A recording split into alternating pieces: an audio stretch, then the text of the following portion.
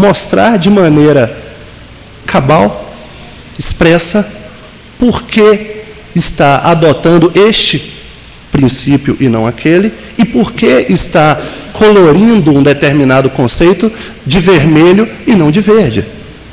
Porque se a função da jurisdição é a pacificação social, somente mediante a fundamentação é que o jurisdicionado pode se dar por satisfeito com esta ou aquela decisão.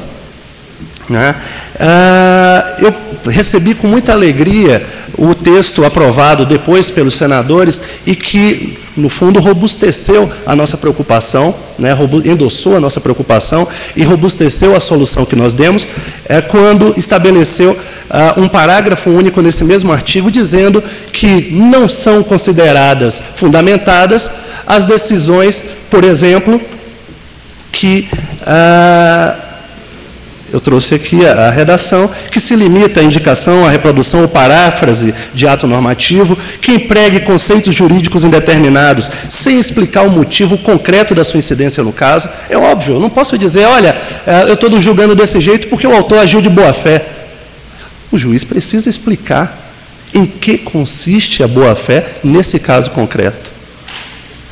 Invoque motivos que se prestariam a justificar qualquer outra decisão ou não enfrentar todos os argumentos deduzidos. Esse dispositivo aqui já foi criticado pelo nosso Paulo Henrique. Eu não vou, nesse momento, pelo menos, vamos esperar que venham as perguntas, me contrapor a isso, até porque concordo em parte. De modo que, se nós percebermos o que o projeto do Código traz de mais expressivo, é uma valorização do papel do juiz de primeiro grau. Este que um ministro, ex-ministro, ministro aposentado do Supremo Tribunal Federal, numa sala de aula, uma certa vez, brincando, dizia, olha, o problema do nosso sistema é que o juiz de primeiro grau só decide quem vai recorrer. Por quê? Porque quando a apelação tem efeito suspensivo, no fundo o que se tem é isso. A única coisa que o juiz de primeiro grau decidiu é quem vai recorrer ao autor ou é o réu, porque quem vai decidir tudo é o tribunal. Então, este que foi penalizado, este juiz de primeiro grau que foi penalizado ao longo de toda a vigência do nosso Código de Processo Civil, ele está sendo homenageado pelo projeto, porque ele, juiz de primeiro grau, possuirá poderes, pelo menos, caso aprovado o projeto, que certamente hoje não tem. Agora, há um incremento evidente de suas responsabilidades. Mas eu penso que a magistratura nacional, assim como não se opôs a esse incremento de responsabilidades, não se oporá, porque os juízes brasileiros decidem muito bem. Essa é a regra do nosso sistema, no nosso Poder Judiciário. São juízes que decidem muito bem e que, portanto, não há nenhuma dúvida, não haverá resistência, ao menos digna de nota, a esses dispositivos. Uma outra observação que eu gostaria de trazer à consideração dos senhores é que, quando se fala de coisa julgada, a primeira coisa que se vem à cabeça é como equacionar os limites subjetivos da coisa julgada com essa tese que vem ganhando corpo no Supremo Tribunal Federal, da objetivação do controle difuso de constitucionalidade. Haveria alguém até que diria o seguinte, olha, o incidente de resolução de demandas repetitivas, em certa medida, se apropria de conceitos dessa tese da objetivação da coisa julgada. Eu gostaria de dizer o seguinte, nós precisamos saber equacionar os conceitos em jogo. É evidente que a regra que existe no Código de Processo Civil, que é uma das pedras fundamentais do nosso sistema de common law, de que a sentença apenas faz coisa julgada entre as partes, não pode ser interpretada da maneira restritiva, que colocou aqui, e colocou muito bem, porque, de fato, nós temos situações em que um terceiro recebe o proveito de uma decisão, de uma sentença, entre A e B, sentença essa que foi dada numa lide em que ele não participou. Agora, não se pode também pretender extrair de uma dicção dogmática, secular como essa, né, de que a sentença apenas faz coisa julgada entre as partes, uma eficácia tão restrita a ponto de não atingir situações do mundo real, do mundo empírico, como aquelas que foram aqui mencionadas. Então, eu penso que essa dicção não, de maneira alguma, elimina os efeitos que haverão de ser produzidos no mundo empírico, e, de fato, se trata de uma verbalização mais do que consagrada. Evidente que isso precisa ser contextualizado, precisa ser cotejado com outros elementos que estão no Código. Não vejo aí uma contradição realmente compatibilizado com esse modelo. Vejam que, quando se coloca que o incidente de resolução de demandas repetitivas produzirá eficácia erga omnes, isso tem uma implicação direta na resolução do conflito. Muito bem, mas existem outras providências que são tomadas até que essa resolução chegue. Obrigado, já estava com a garganta seca. Existem outras providências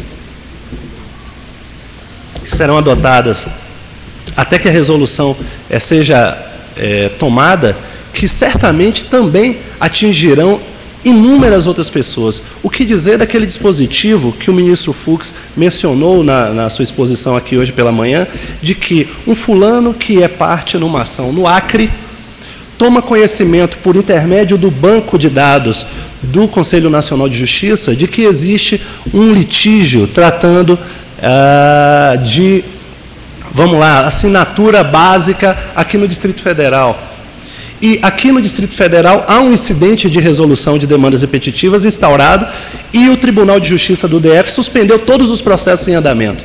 Esse cidadão que mora no Acre, ao tomar conhecimento disso no banco de dados do Conselho Nacional de Justiça, diz o projeto, ele pode atravessar uma petição no Superior Tribunal de Justiça e dizer o seguinte: olha, esse conflito aqui não é exclusivo do Distrito Federal.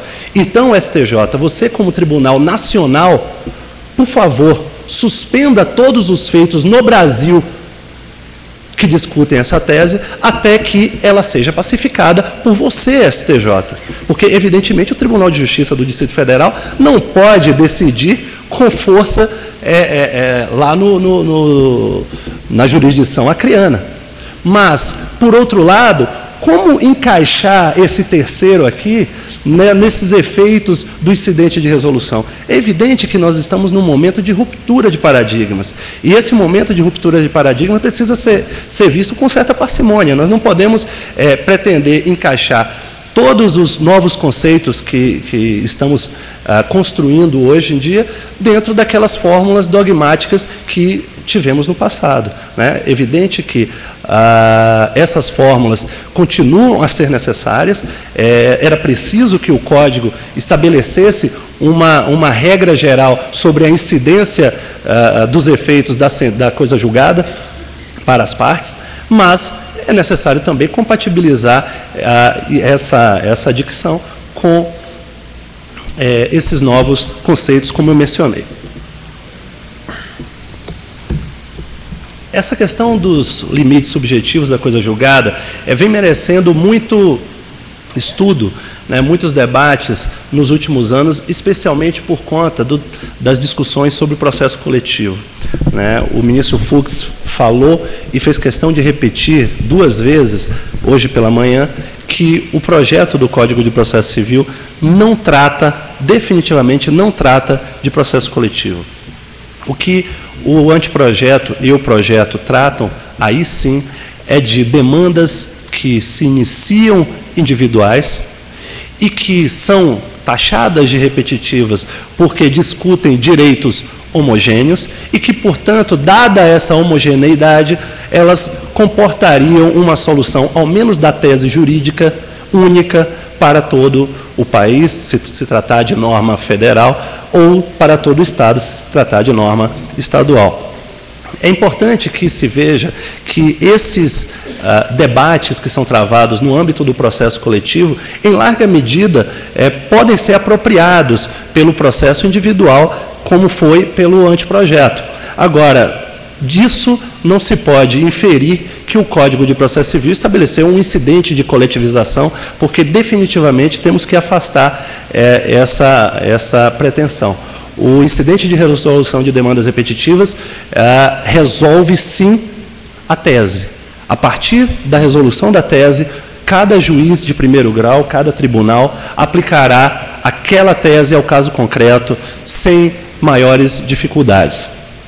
Nós teríamos também que mencionar aqui um aspecto interessantíssimo, ainda relacionado com os limites da coisa julgada. O desembargador Paulo Henrique mencionou muito bem, que é o ponto relacionado com a ação declaratória incidental. De fato, não há como justificar que uma questão prejudicial que foi discutida e decidida no processo só adquira o verniz da coisa julgada se a parte assim o requerer que o juiz o faça por sentença. Não há explicação para isso, somente um cientificismo exagerado,